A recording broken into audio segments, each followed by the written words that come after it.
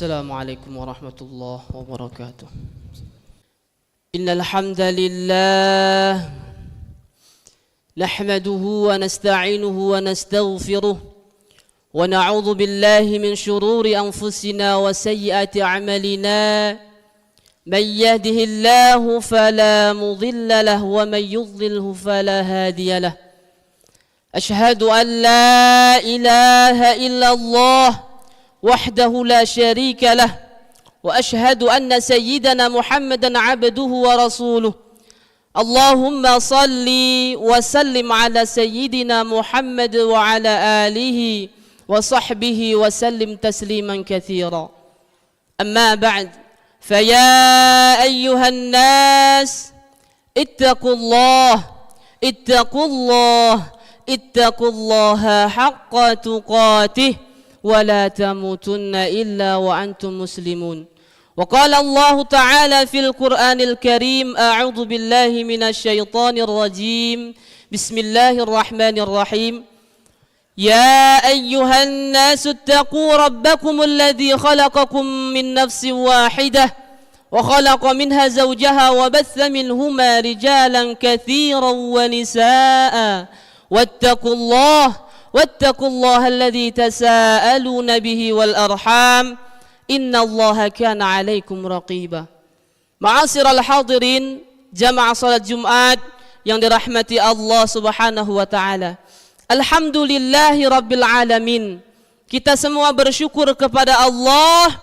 Allah Subhanahu wa taala telah menitipkan kepada kita semua kesehatan, kesempatan, dan yang paling utama Allah masih tetapkan iman dalam dada kita sehingga kita mampu yang dimampukan oleh Allah untuk hadir di majelis ini dalam rangka melaksanakan salat Jumat secara berjamaah.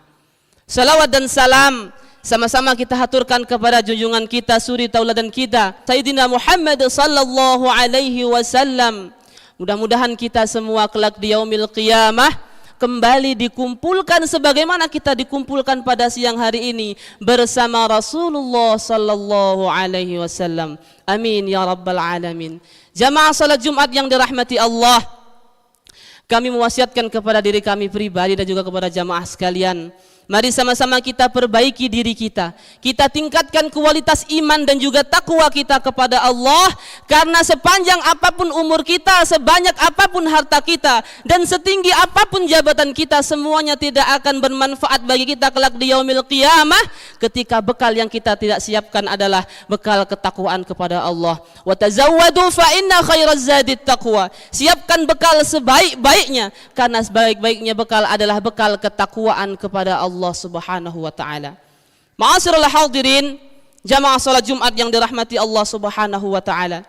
Pada kesempatan yang mulia, pada kesempatan yang singkat ini kami ingin menyampaikan bahwa rahasia kemuliaan, baik kemuliaan di mata manusia atau bahkan di hadapan Allah Subhanahu wa taala adalah hakikatnya bersumber dari Al-Qur'an. Mari sama-sama kita tengok.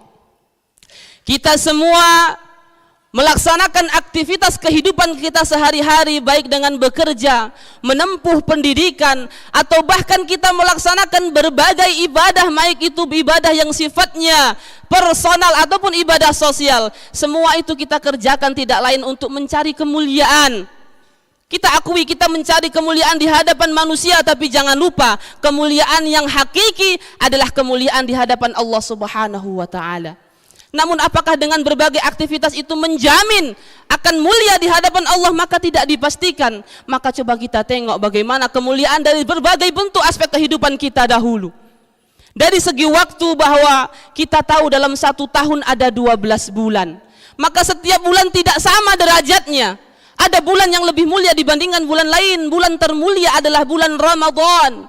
Kenapa Ramadan bulan paling mulia di antara bulan lainnya? Karena setiap amal kebaikan di bulan itu ganjarannya dilipat gandakan, pintu-pintu keburukan ditutup oleh Allah Subhanahu wa taala. Salah satu alasannya adalah syahrul Ramadan alladzi unzila fihi al-Qur'an. Bulan Ramadan adalah bulan menjadi turunnya Al-Qur'an. Al-Qur'an menjadi musabab kemuliaan bulan Ramadan. Kemudian dari segi hari, dalam 1 pekan ada 7 hari, kemudian hari yang terbaik Jumat, Sayyidul Ayyam, pemimpin dari banyaknya hari-hari tersebut. Kenapa demikian? Karena memang dulu Al-Quran pertama kali turunkan pada hari Jumat, kemudian pada malam-malam harinya. Begitu terbentang panjang malam yang kita lewati, namun malam paling mulia yaitu malam Al-Qadar, khairum min alfi syahr, lebih baik daripada 1000 bulan. Kenapa? Inna anzalnahu fi lailatul qadar. Alasannya Allah telah menurunkan Al-Quran pada malam Al-Qadar. Jamaah salat Jumat yang dirahmati Allah Subhanahu wa taala. Kemudian dari segi tempat, semua tempat adalah mulia karena Allah semua yang ciptakan. Namun kita akui ada tempat-tempat yang Allah tinggikan derajatnya pada saat ini dan juga sampai hari kiamat. Di mana? Tanah haram, tanah yang dimuliakan. Makkah dan Madinah adalah tanah yang dimuliakan oleh Allah karena dua tempat tersebut menjadi tempat turunnya Al-Quran. Maka Makkah digelari Al-Mukarramah, yang dimuliakan. Madinah digelari Al-Munawwarah, yang bersinar, bercahaya, terang benderang. Jemaah salat Jumat yang dirahmati Allah. Kemudian aspek ketiga dari kehidupan kita yang Allah muliakan adalah dari segi makhluk Allah. Malaikat jumlahnya tidak terhitung karena memang terus bertambah. Allah terus ciptakan malaikat, namun tidak ada yang dimatikan oleh Allah sampai hari kiamat. Namun dari banyaknya jumlah malaikat, ada yang paling mulia di antara malaikat-malaikat yang lainnya, yaitu malaikat Jibril alaihi salam. Kenapa? Karena malaikat Jibril adalah satu-satunya malaikat yang dijadikan Allah sebagai perantara diwahyukannya Al-Quran kepada Nabi Muhammad sallallahu alaihi wasallam. Makanya Jibril digelari Ruhul Amin, satu sosok malaikat yang terpercaya. Kemudian Nabi dan Rasul, Nabi jumlahnya 124.000. Kemudian Rasul, Nabi yang sekaligus Rasul disebutkan jumlahnya 313. Pendapat lain 315. Maka dari sekian banyak Nabi dan Rasul, ada pemimpinnya. Beliaulah Nabi kita Sayyidina Muhammad sallallahu alaihi wasallam, Sayyidul Anbiya wal mursalin, pemimpinnya para nabi dan juga pemimpin para rasul. Apa alasannya? Alasannya adalah karena Nabi Muhammad satu-satunya nabi yang memperoleh wahyu Al-Quran.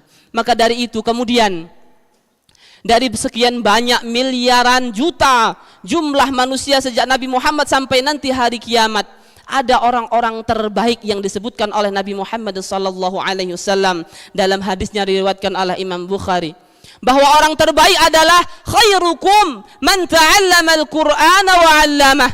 Sebaik-baiknya kalian adalah orang yang mau belajar Al-Quran dan juga mau mengajarkan Al-Quran. Maka rahasia kemuliaan, rahasia terbaik letaknya adalah pada Al-Quran. Jamaah salat Jumat yang dirahmati Allah Subhanahu wa taala. Namun apakah Al-Qur'annya sebagai sumber kemuliaan? Maka jawabannya tidak. Kita semua melalui kehidupan ini pasti ditemui dengan berbagai masalah, problem kehidupan. Baik masalah dalam hal kerja, dalam dunia keluarga, dalam dunia pertemanan, atau bahkan masalah itu muncul dari kita sendiri. Maka semua masalah itu bisa menimbulkan penyakit, khususnya penyakit hati, iri, dengki, hasad, takabur dan lain sebagainya. Maka salah satu yang ditawarkan oleh Allah Subhanahu wa taala sebagai obat adalah Al-Qur'an sebagai sumber obat hati dan juga sebagai sumber ketenangan. Allah berfirman dalam Quran surat Al-Isra ayat 82, "Wa nunazzilu minal Qur'an ma huwa syifaa'u wa rahmatul lil mu'minin." Kami telah menurunkan Al-Qur'an tidak lain adalah sebagai syifa, sebagai obat hati, wa rahmatul lil mu'minin, dan juga sebagai bentuk kasih sayangan Allah kepada orang-orang yang beriman. Jamaah salat Jumat yang dirahmati Allah Subhanahu wa taala. Kemudian kita semua telah melakukan berbagai bentuk kebaikan, baik kebaikan yang sifatnya personal khusus kita dengan Allah, ataupun kebaikan yang sifatnya sosial, ada hubungannya dengan manusia lain.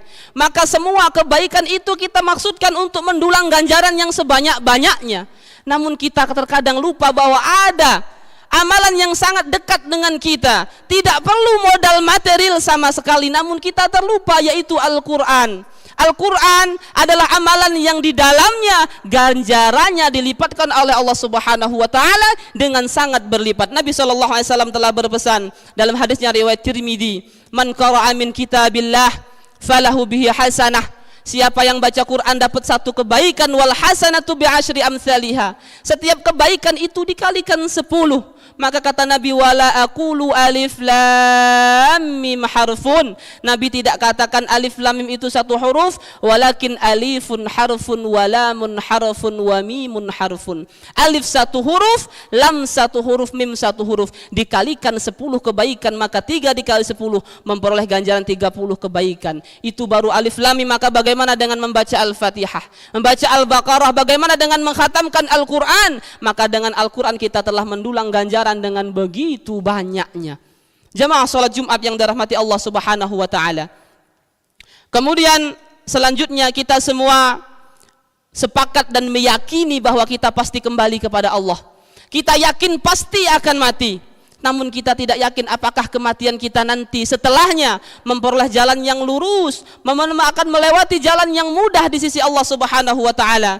Maka salah satu ikhtiar kita untuk memperoleh kemudahan kita nanti di akhirat, untuk memperoleh pertolongan syafaat di akhirat, salah satunya adalah kita harapkan syafaat Al-Quran. Nabi SAW telah berpesan dalam hadisnya riwayat Muslim, Iqra'ul Quran, bacalah Al-Quran, fa innahu ya'ti yaumal qiyamah, karena Quran itu nanti akan datang pada hari kiamat, syafi'an li ashabih, sebagai pemberi syafaat, sebagai pemberi pertolongan li ashabih, kepada para sahabatnya. Kemudian muncul pertanyaan, siapakah sahabat Al-Quran? Apakah sahabat Al-Quran harus hafal 30 juz, harus bacanya lancar sesuai dengan tajwidnya? Apakah dia harus paham maknanya? Maka jawabannya tidak. Sahabat Al-Quran adalah orang-orang yang terdekat dengan Al-Quran, orang-orang yang tidak bisa dilepaskan dengan Al-Quran walaupun hanya 1 hari saja. Ia akan terus teringat dengan Al-Quran ketika tidak mentilawahinya dalam 1 hari saja. Apakah dia harus mahir? Tidak jawabannya. Maka semua orang yang secara ikhlas mau belajar Al-Quran, baik dia mahir ataupun tidak, baik dia lancar ataupun tidak, maka dia dikategorikan sebagai sahabat Al-Quran. Ma'asyiral hadirin, jemaah salat Jumat yang dirahmati Allah. Kemudian yang terakhir, kita semua mengakui, telah bersyahadat bahwa kita semua adalah hamba Allah. Kita pengikutnya Rasulullah sallallahu alaihi wasallam. Ketika kita ditanya, apakah engkau cinta kepada Allah? Apakah engkau cinta kepada Rasulullah? Maka jawabannya sudah pasti iya. Saya cinta kepada Allah, saya cinta kepada Rasulullah. Namun terkadang kita ragu. Apa tolak ukur untuk mengukur kecintaan kita kepada Allah dan Rasulullah? Apakah benar-benar kecintaan kita itu hakikatnya benar-benar cinta ataukah tidak? Maka bagaimana cara mengukurnya? Nabi SAW telah berpesan, man ahabba an ya'lama annahu yuhibbullaha wa rasulah. Barang siapa yang ingin tahu apakah dia benar-benar hamba yang cinta kepada Allah dan juga cinta kepada Rasulullah sallallahu alaihi wasallam, maka kata Nabi, falyanzur, maka coba lihat, coba perhatikan, fa in kana yuhibbul Quran, kalau dia cinta dengan Al-Quran, maka hakikatnya kata Nabi, fa innahu yuhibbullah wa rasulah, maka dia benar-benar hamba yang telah cinta kepada Allah dan juga cinta kepada Rasulullah sallallahu alaihi wasallam. Kita semua berharap, kita semua bermohon kepada Allah, mudah-mudahan Allah Subhanahu wa taala memberikan hidayah kepada kita semua untuk terbuka, mau terus istiqamah belajar Al-Quran dan terus istiqamah mentilawahi dan mengajarkan serta mengamalkan Al-Quran. Mudah-mudahan Allah Subhanahu wa taala mematikan kita semua bersama Al-Quran sehingga nanti di yaumil qiyamah kita memperoleh syafaat Al-Quran. Amin ya rabbal alamin. Barakallahu li wa lakum fil Qur'anil azim wa nafa'ani wa iyyakum bima fihi minal ayati wa dzikril hakim wa taqabbala minni wa minkum tilawatahu innahu huwas samiul alim.